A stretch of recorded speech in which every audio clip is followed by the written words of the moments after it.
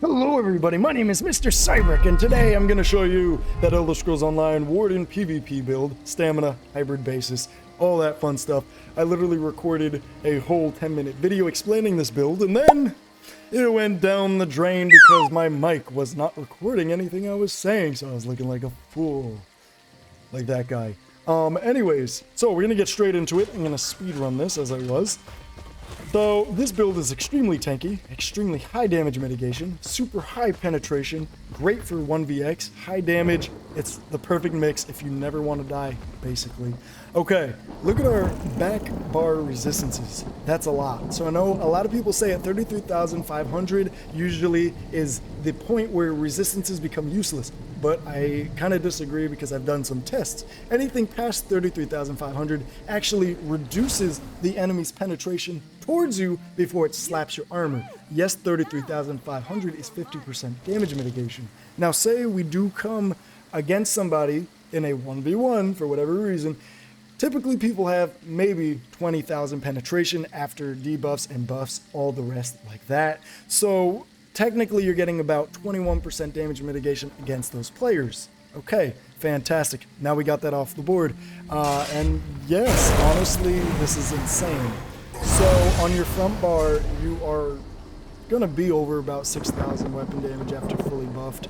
You already have great penetration.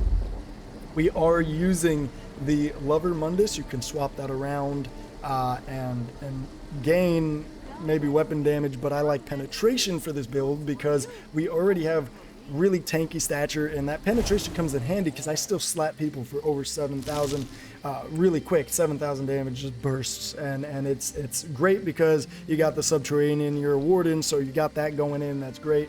We love our high health. We're running 50 health points and 14 stamina points, which is fantastic. Again, that's my preference. You could always mix it up as you go. You can go tripods and poisons on your restoration staff. Now let's get straight into armor. We're gonna cover everything really quickly, so please try to stay along, stick along, hear this, because you're gonna love it in PvP. You could use Dubious as your food. I use Artaeum, love Artaeum. I craft it all the time, so it's really useful. We got our Sugar Skulls too, for those of you who love Sugar Skulls. Preferably Artaeum Takeaway Broth, again. And we are using Nibne Bay Battle Reeves, both heavy head and shoulders. Multi-enchant is optional. You can mix it up however you want. I use Reinforced on the head, the boots, the chest, and the legs. That's what I do. You can do it however you want to. But yes, what's so good about this set is you're getting 424 critical resistance as your first. That's awesome. And then this is not affected by Battle Spirit. Listen up. If you are forcefully moved via a pull, knockback, or teleport ability, you will gain a damage shield of 17,379 for 6 seconds, which usually automatically I survive bombs, ganks, 1vx. It's amazing. It's really helped me out a lot. But whenever that is not proccing, you're automatically getting 5% damage mitigation against other players, which is what we're talking about, and this is what we need. So that is fantastic. That's our first 5%. We're running Wretched Vitality, heavy on the chest, boots, and legs. So what I really like about this right now, we're also running it as weapon damage enchant with Sharpen for penetration, two-handed mace, and that is our Wretched Vitality. We're running Ice Fortress on the front, which will proc this, and you're getting those extra recoveries, so your recoveries are able to sustain during combat, so you have enough flow to keep attacking, which is great with this build. Okay, fantastic. We got that over with now. So now we are running Heavy Trainee with Impenetrable for that extra health, because again, Wardens love our health. We love our health when we burst heal. Polar Wind is in favor of this. And then we are running Light of the Swift. Now the Swift set is the next piece of sugar on the cake that we really love.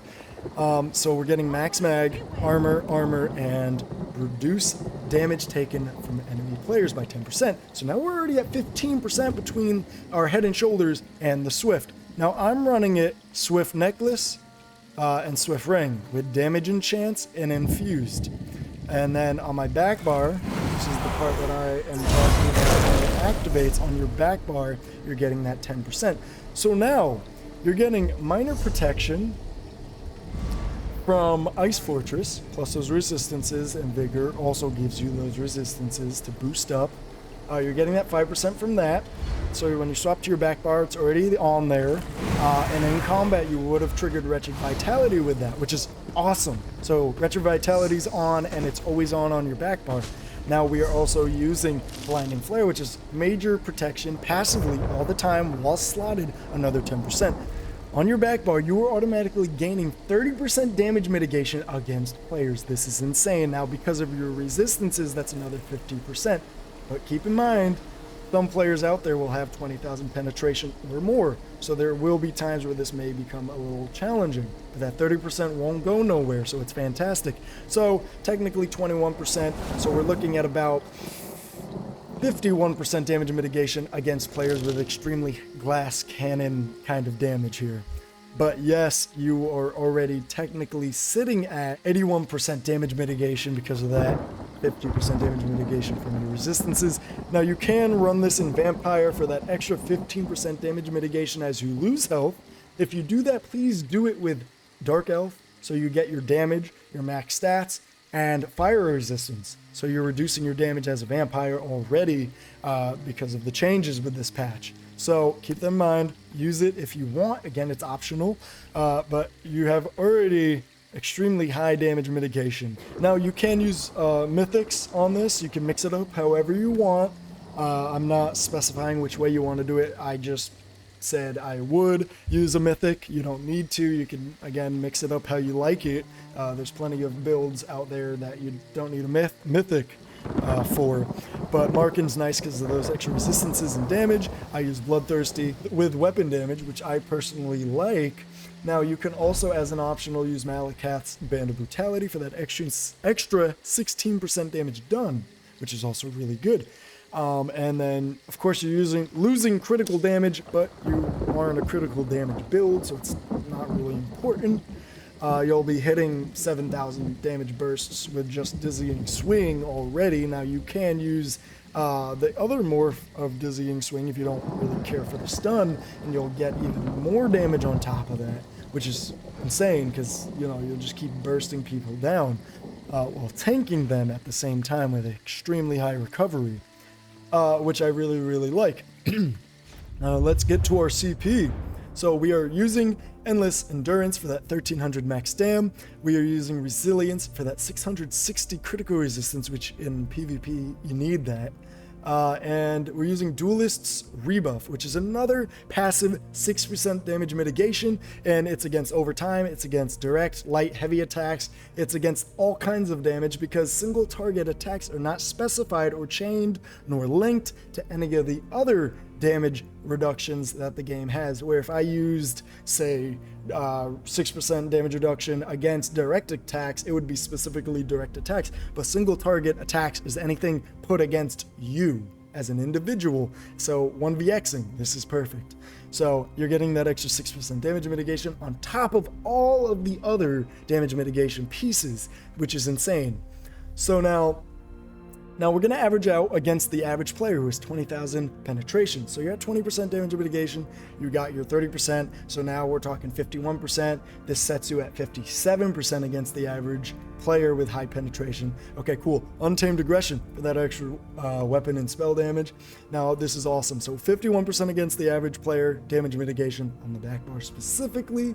Now, Pain's Refuge, oftentimes people will get pissed, mad at you. You'll get into massive 1vx's with this build and survive it. You will oftentimes survive it. Yes, I mean that. And you'll still be killing people. Now, I have found myself where I have more than 20 debuffs on me. So that's that extra 20% damage mitigation, which is insane because it's almost never going away. I always have negative effects on me. So now all those players with that, again, 57% damage mitigation against, now we're fighting them at 77%.